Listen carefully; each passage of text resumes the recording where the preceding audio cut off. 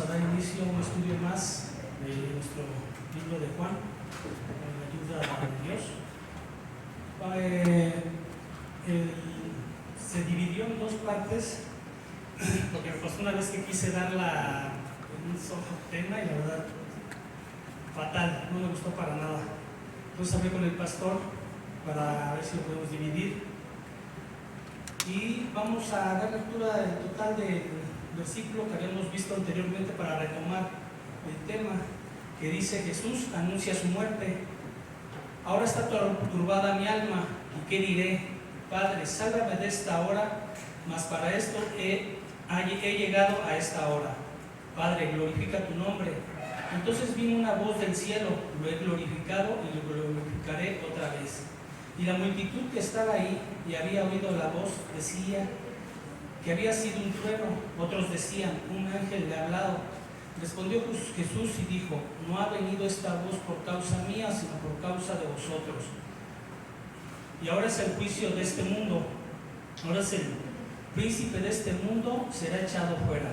Y yo, si fuere levantado de la tierra, a todos atraeré a mí mismo. Y decía esto dando a entender de qué muerte iba a morir.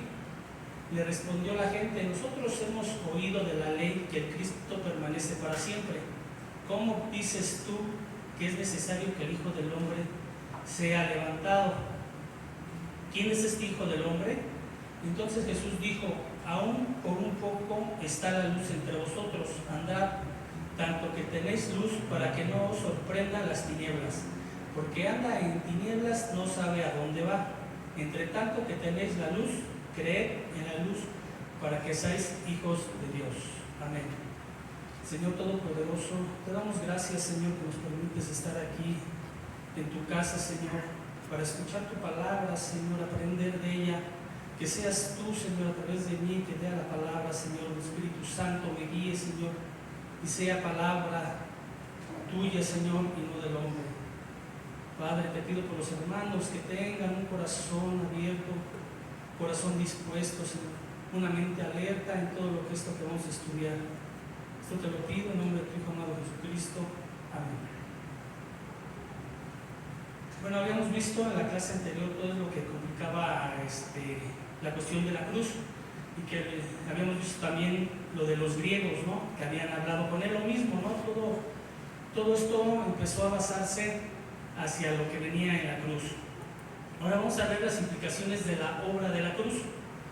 Dice el capítulo 31: ahora es el juicio de este mundo, ahora el príncipe de este mundo será echado fuera. El mundo del que está hablando es el mundo, es el sistema organizado de poder contra Dios. Todo esto lógicamente organizado por Satanás. El príncipe de este mundo, el diablo, será juzgado en la cruz. Aquí vamos a ver algo que es el mundo en la cruz juzga a Cristo, y Cristo al mismo tiempo juzga al diablo.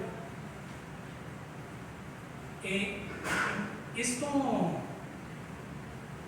es algo muy especial, ¿no? ¿Cómo es que en la cruz el ser humano juzgó y sentenció a Cristo en la cruz? Pero en la cruz estaba escrito que el Cristo juzgaría al príncipe de este mundo, ¿verdad?, al diablo. El hombre es juzgado por crucificar al Hijo de Dios y por rechazar al Salvador. Muchos de los que estuvieron presentes en ese momento, más adelante se arrepintieron, y muchos lograron aceptar la cruz, el juicio en la cruz. Y esto lo vamos a ver en Juan 3, 17, 19, que nos dice: porque no envió Dios a su Hijo al mundo para condenar al mundo, sino para que el mundo sea salvo por él. El que en él cree no es condenado, pero el que no cree ya ha sido condenado, porque no ha creído en el nombre del unigénito Hijo de Dios. Y esta es la condenación, que la luz vino al mundo y los hombres amaron más las tinieblas que la luz, porque sus obras eran malas.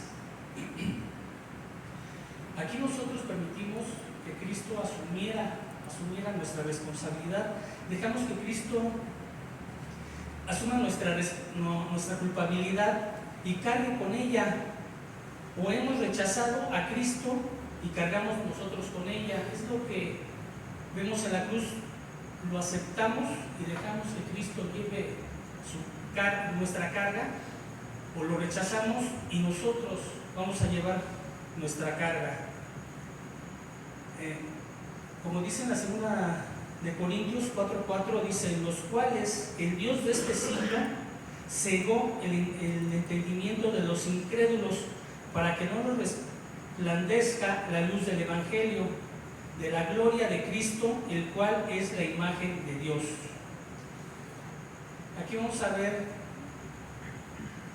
que empieza a acortarse el tiempo de Satanás, empieza a limitarse su tiempo, se empieza a acabar. Ya en este punto de la cruz, Satanás empieza a ser juzgado. Vamos a ver en Génesis 3, 14, 15, que nos dice: y Jehová Dios dijo a la serpiente: por cuanto esto hiciste, maldita seas entre todas las bestias y entre todos los animales del campo. Sobre tu pecho andarás y polvo comerás todos los días de tu vida. Y pondré enemistad entre ti y la mujer, y entre tu simiente y la simiente suya. Esta te herirá en la cabeza, y tú le herirás en el calcañar. Siempre el simiente, estamos hablando del simiente de la mujer, y aquí nos está hablando del Cristo, que el Cristo iba a venir y él iba a acabar pisándole la cabeza. La herida en el calcañar, en el tobillo, es una herida diferente, pero la herida que era clara, que nos está marcando aquí, es que claramente estaba que el descendiente venía de la mujer y era el Cristo, y ahí en la cruz él acabaría. En Colosenses 2:14 vamos a ver que es anulado el acta de los decretos que había contra nosotros, que no era contraria, quitándola del medio y clavándola en la cruz. Todos tenemos la libertad de optar por la libertad en la cruz o seguir presos en el pecado. Aquí en la obra de Cristo, al Él cargar nuestros pecados y dejarlos en la cruz, nos da la libertad a todos de seguirle o dejarle y seguir perteneciendo al mundo. Vamos a ver que hay libertad en Cristo para el pecado, o sea, no que pequemos, sino que estamos siendo libres para decidir en lo que queramos, en el camino que queramos tomar nosotros. Cristo venció a la muerte por medio de la muerte. Pues, aquí está siendo vencido Satanás con sus propias armas. Él era dueño del mundo a través de la muerte, y aquí Cristo lo vence de esa manera, con sus propias armas lo vence a él. Esto me recuerda en David y Goliat, cuando David va corriendo por la sonda y le da con la piedra. Goliat no muere, pero él, sin embargo, se levanta y sigue corriendo, llega, le quita su propia espada y le corta la cabeza. Con su propia arma es destruido.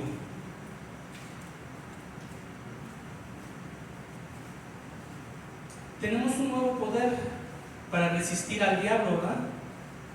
Esto lo vamos a ver en 1 de Pedro 5, 8 y 9. Dice: sed sobrios y velad, porque vuestro adversario, el diablo, como león rugiente, anda alrededor, buscando a quien devorar, al cual resistid firmes en la fe, sabiendo que los mismos padecimientos se van cumpliendo en vuestros hermanos en todo el mundo. Aquí nos da la victoria ante el pecado. Y vamos a empezar a ver que el diablo ocupa ciertas regiones celestiales del que será echado. Él todavía, antes de llegar Cristo llegar a la cruz, él todavía ocupaba ciertas regiones celestiales, pero vamos a ver en Apocalipsis 12, 7 al 11, que de ahí él será echado, que nos dice: después hubo una gran batalla en el cielo, Miguel y sus ángeles luchaban contra el dragón, y luchaban el dragón y sus ángeles, pero no prevalecieron ni se halló ya lugar para ellos en el cielo. Y fue levantado fuera del gran dragón la serpiente antigua, que se llama Diablo y Satanás, el cual engaña al mundo entero. Fue arrojado a la tierra y sus ángeles fueron arrojados con él. Entonces oí una gran voz en el cielo que decía: ahora ha venido la salvación, el poder y el reino de nuestro Dios y la autoridad de su Cristo, porque ha sido lanzado fuera el acusador de nuestros hermanos, el que los acusaba delante de nuestro Dios día y noche. Y ellos le han vencido por medio de la sangre del Cordero y de la palabra del testimonio de ellos, y menospreciaron sus vidas hasta la muerte. También aquí en Apocalipsis vamos a ver que será atado por 1000 años. En 20, del 1 al 3, empezamos a ver que ya, está marcado su destino. Vi un ángel que descendía del cielo con la llave del abismo y una gran cadena en la mano, y prendió al dragón, la serpiente antigua, que es el diablo y Satanás, y lo ató por 1000 años, y lo arrojó al abismo y lo encerró. Puso sus sellos sobre él para que no engañase más a las naciones hasta que fuese cumplidos 1000 años, y después de esto debe ser desatado por un poco de tiempo. Pero ya después de este tiempo que pasará todo esto, vemos que será lanzado al lago de fuego y azufre. Aquí mismo en Apocalipsis, en el 20:10, nos dice: ¿verdad? Y el diablo que los engañaba fue lanzado en el lago de fuego y azufre, donde estaba la bestia y el falso profeta, y serán atormentados día y noche por los siglos de los siglos.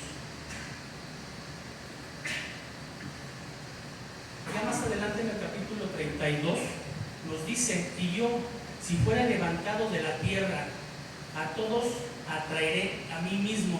Este versículo es muy importante, es algo muy especial lo que aquí nos dice. Nos está diciendo claramente, en el momento en que Él sea levantado de la tierra,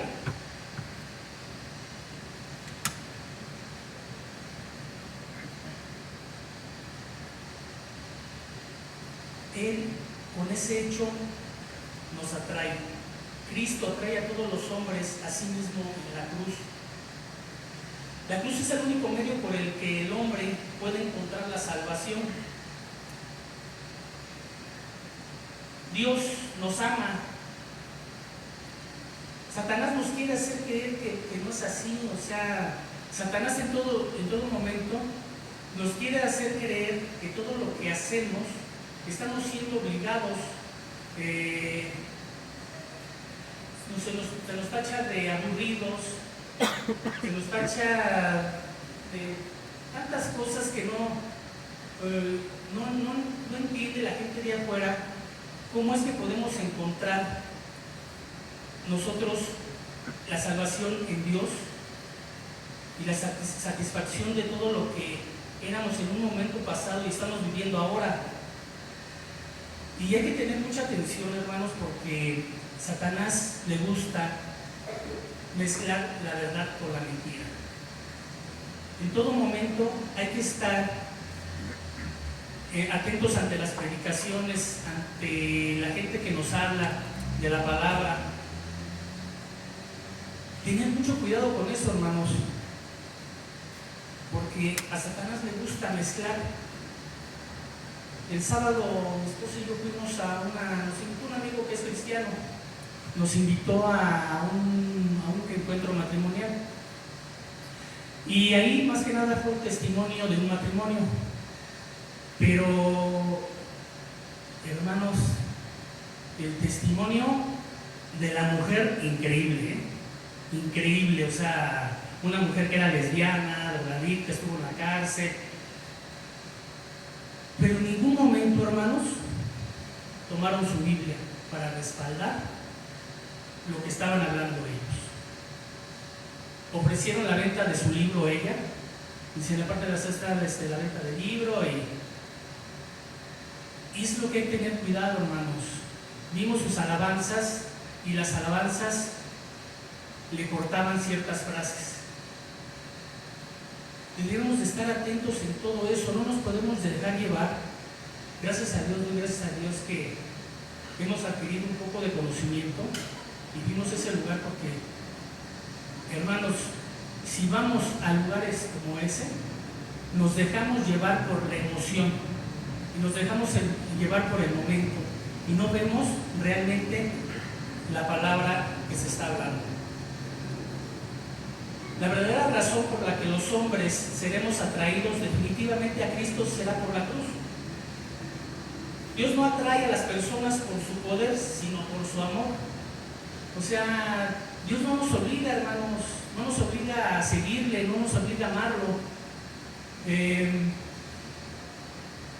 Yo creo algo así como si, yo tuviera mucho dinero y me gustara una mujer humilde, algo que, soy felizmente casado, ¿verdad? Protegiéndome, no es nada más para hablar aquí. Y yo teniendo ese poder, puedo obligar a ella a estar conmigo, porque es humilde y puedo hacer el uso del dinero, del poder, para poder atraer. Pero dudo mucho que esa mujer me llegue a amar.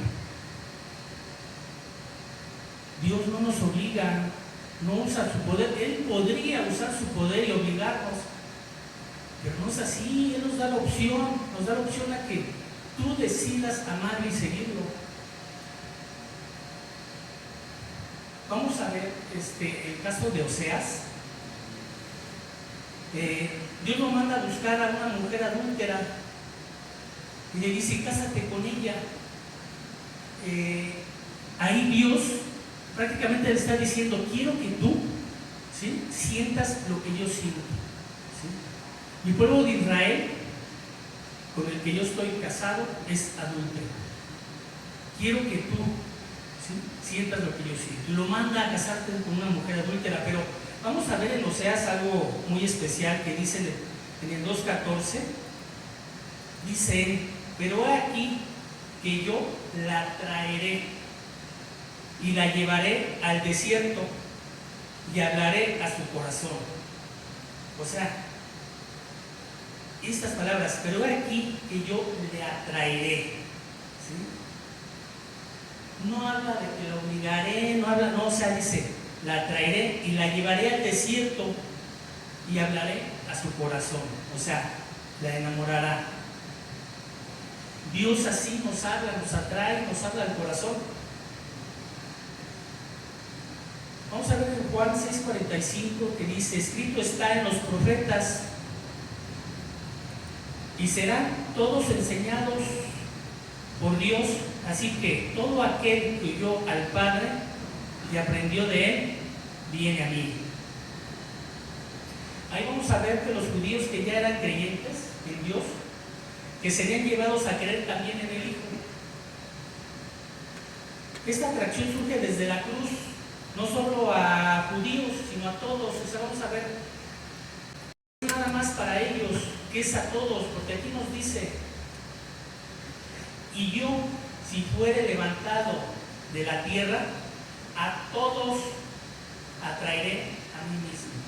No habla específicamente a los judíos, no habla, o sea, él aquí su palabra nos está diciendo que a todos va a atraer. Pero también nos dice que no todos los hombres serán salvos, porque no todos, ¿verdad?, aceptarán a Cristo. Como nos dice en Juan 1, 9, 10, este pasaje, bueno, ya lo habíamos visto en un principio, dice: aquella luz verdadera que alumbra a todo hombre venía a este mundo, y en el mundo estaba, y el mundo por él fue hecho, pero el mundo no le conocía. Ahí vemos claramente cómo los judíos todo el tiempo lo tuvieron, pero no lo quisieron reconocer. En el capítulo 33 que nos dice: y decía esto dando a entender de qué muerte iba a morir. Vamos a ver que estaba la muerte como del Juan el Bautista, que fue decapitado, pero posteriormente vamos a ver a Esteban, que fue lapidado. Pero él dice, no sería por estos métodos, sino por la crucifixión. Él en todo momento, estos eran como los dos tipos de muertes que había, pero él fue claro que tenía que ser en la crucifixión.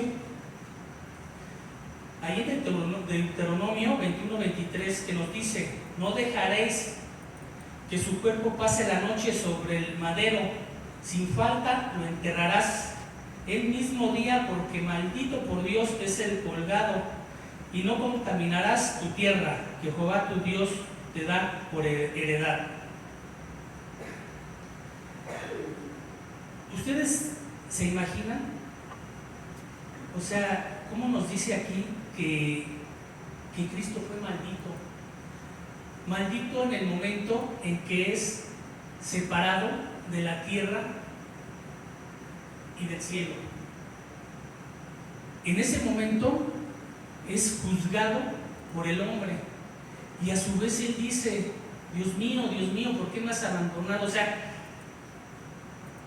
qué soledad en ese momento de levantamiento vivió Jesucristo. Dice: maldito porque en la cruz estaría cargando sobre sí la culpabilidad de nuestros pecados, y los pecados despiertan la ira de Dios contra nosotros. Pero Cristo decidió en ese momento que la ira de Dios fuera cargada en él, en ese levantamiento en la cruz. También nos dice en Gálatas 3:13, porque es algo muy fuerte mencionar que Cristo fue maldito por Dios, pero está escrito, hermanos, dice: Cristo nos redimió de la maldición de la ley, hecho por nosotros maldición, porque está escrito: maldito todo el que es colgado de un madero. Él fue maldito por nuestra causa. Él vivió, ahora entiendo el principio, ¿no?, que nos dice: está turbada mi alma.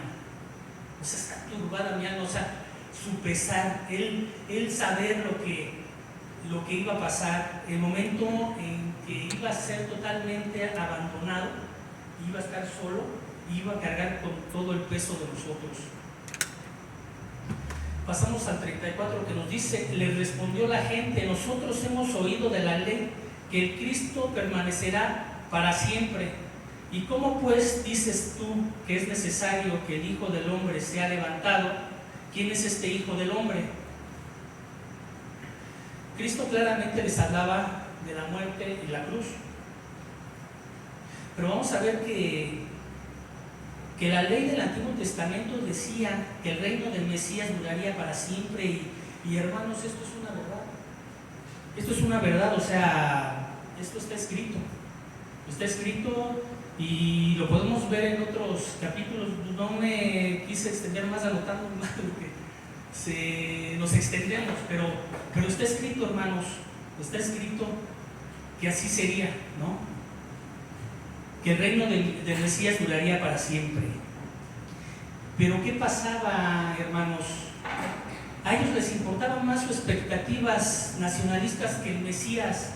O sea, ellos no veían al Mesías lo que les hablaba, lo que les decía. Ellos lo único que les importaba era en todo momento lo que ellos querían, al Mesías que iba a gobernar, que iba a estar. Ellos ya se hacían en el poder, al lado de él, o sea, ya reinando, ¿no? Pero no, ellos no entendían nada de eso. Ellos estaban viendo sus deseos, estaban viendo lo que ellos querían, y es así como lo veían. Porque vamos a ver que la ley también habla de la muerte del Mesías, y eso lo vemos en Isaías 53. Este es un pasaje, hermanos, que los judíos no es de su agrado. Este es un pasaje que tú te pones a leerlo y en un momento no sabes si estás en el Antiguo o en el Nuevo Testamento. Pero también tenemos el Salmo 22. También el Salmo 22 nos habla claramente del Mesías, ¿no? Daniel 9:26 nos habla del Mesías y de su muerte. O sea, ahí estaba claro, ahí estaba escrito, ahí estaba dicho, pero ellos estaban viendo sus principios nacionalistas, qué es lo que querían. Vemos en Lucas 24, 25 al 27 que nos dice: entonces él les dijo: oh insensatos. Esto,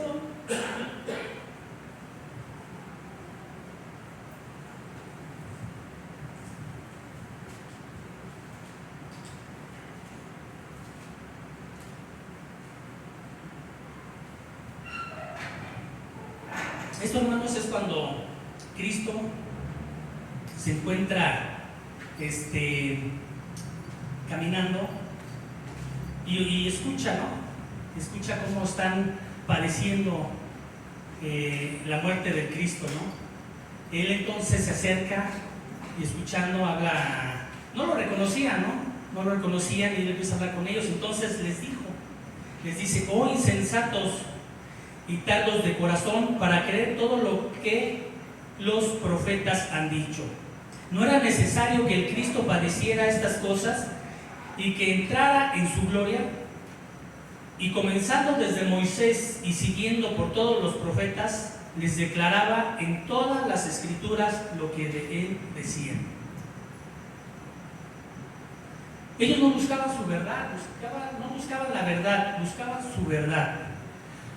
Hay veces, hermanos, que nos acercamos a pedir un consejo, y si este consejo no es de mi agrado porque no va con lo que yo busco, con lo que yo quiero escuchar, la persona no es buena. Si el predicador sube y da palabra, pero esa palabra que da no es de mi agrado, ¿sí?, no es buen predicador. Estamos acostumbrados a las emociones, a venir por un mejorar. Vengo sintiéndome mal, tuve un mal día, tengo mi día de culto, vamos y alabemos al Señor, pero lo tomamos nada más como una aspirina para el momento. En el momento se me sacia, se me calma el malestar, el problema, pero saliendo sigo siendo el mismo. Vamos a ver que en el 35 nos dice: entonces Jesús les dijo: aún por un poco está la luz entre vosotros, andad entre tanto que tenéis luz, para que no os sorprendan las tinieblas, porque el que anda en tinieblas no sabe a dónde va.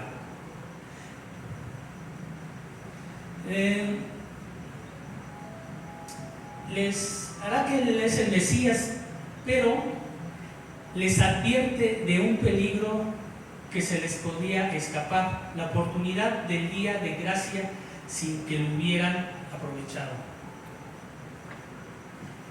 Y esto él lo expresa más o menos con la puesta del sol, ¿no? O sea, en el día, en esos tiempos, todo se tenía que hacer en el día, el trasladarse, el hacer las actividades, ya que en la noche era imposible. O sea, tú, si te querías mover, te podías perder en la oscuridad, y es lo que nos está hablando, la luz y la oscuridad. En Juan 8:12 dice: otra vez Jesús les habla diciendo: yo soy la luz del mundo, el que me sigue no andará en tinieblas, sino que tendrá la luz de la vida. Las tinieblas no somos capaces de distinguir lo bueno de lo malo. Hoy se llama luz y progreso, el día de hoy se llama luz y progreso. Pero si no estamos nosotros en el camino de Dios, no distinguimos lo bueno de lo malo. No mucho tiempo buscando, porque el ser humano siempre tiene la necesidad de buscar algo, pero no buscamos en el lugar correcto.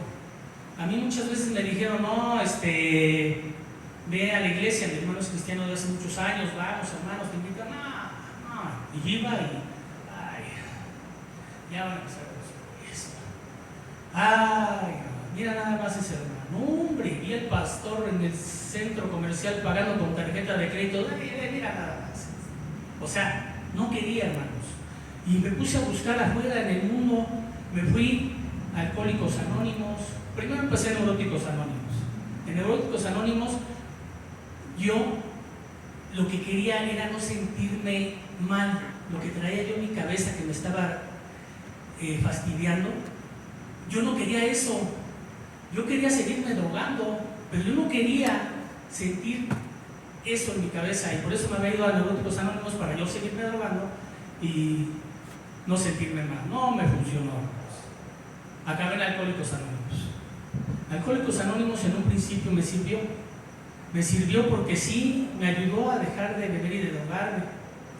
Me ayudó a yo empezar a hacer ejercicio, me ayudó a acabar la preparatoria.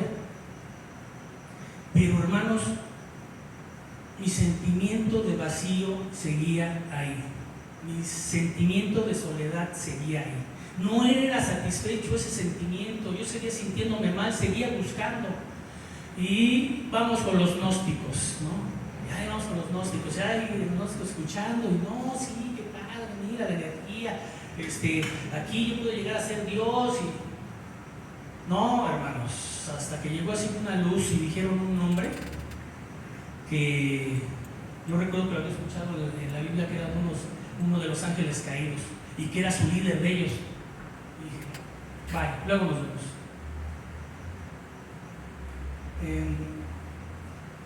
Busqué también en la metafísica, o sea, estuve buscando, y te puedo decir, hermano, que hasta el día de hoy que empiezo a hacer esto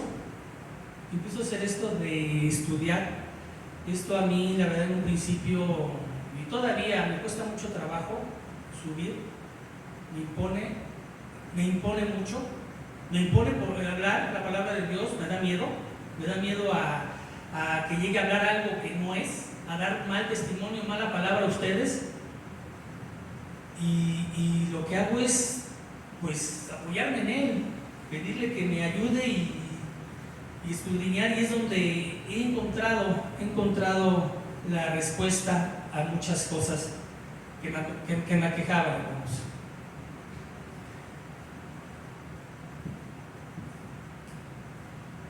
Estas tinieblas finalmente se traducirán en la condenación eterna. Nos dice en Mateo 22:13, dice: entonces el rey dijo a los que servían: atadle de pies y manos y echadle en las tinieblas de afuera. Ahí será el lloro y el crujir de dientes. Nos expresa también lo mismo en Mateo 25:30. Vamos a volver a escuchar al profeta Jeremías en 13:16, que nos dice: dad gloria a Jehová Dios vuestro, antes que haga venir tinieblas y antes que vuestros pies tropiecen en montones de oscuridad, y esperéis luz y os la vuelva en sombra de muerte y tinieblas. Pasamos al 36. que dice: entre tanto que tenéis la luz, creed en la luz para que seáis hijos de luz. Él nos dejó toda la luz, ¿no? Nos dejó el Espíritu Santo, nos dejó su palabra, la palabra de Dios, que es luz. Pero también nosotros, hermanos, somos luz. Los creyentes alumbran con una luz, no con una luz propia, sino con una luz reflejada en Cristo. Nosotros, hermanos, somos luz. No viene de nosotros, somos lo que reflejamos en Cristo. Todo lo que somos en Él. Y nos podemos preguntar, ¿verdad?, ¿cómo se llega a ser hijo de luz? Y la respuesta es sencilla, dice: creyendo en la luz del mundo, que es el Cristo. Esta luz debe resplandecer alrededor para alumbrar a los que están en tinieblas. Y es nosotros, hermanos. Tenemos que, donde estemos presentes nosotros, a donde vayamos, tenemos que ser luz, hermanos. Tenemos que ser la diferencia, marcar la diferencia de la gente. Que vean que somos distintos. Estas cosas habló Jesús y se fue y se ocultó de ellos. Esto fue la última vez, ¿verdad? Claro está que fue la última vez que estuvo con él, que hizo presencia, habló, y de ahí no volvió a aparecer. Ya los siguientes, vamos a ver que ya se trata con los apóstoles, de todo el discipulado, pero aquí fue la última vez que hizo presencia. Ahora, Dios retira su gracia a quien de manera obstinada la rechaza, y el trono de la gracia de Dios es sustituido por el trono de juicio de Dios. Ahí los judíos creían que el trono era Cristo y que ellos siempre la ascensión que ellos pensaban era el poder, ¿no?, que iba a reinar, pero no, habla de la ascensión de la cruz, que él iba a ser levantado. Y ahí vamos a ver que es el trono. Ahí el trono es de salvación, porque si hablamos del trono de juicio de Dios, ya estamos hablando del cielo, ¿no? ¿Cuándo es el día de salvación, hermanos? El día de la salvación es el día de hoy. Hoy es el día de salvación. A los jóvenes se puede hacer más complicado esto, porque podemos pensar: todavía tengo tiempo. No lo sabemos, hermanos. Una vez, yo siendo joven, se acerca una persona mayor y me dice: la única enfermedad que se cura con los años, me dice, es la juventud. Y no lo entendí, hermanos. Hermanos jóvenes, este es su momento. Este es su momento. Hoy es su momento. No esperen a mañana. Esto, hermanos,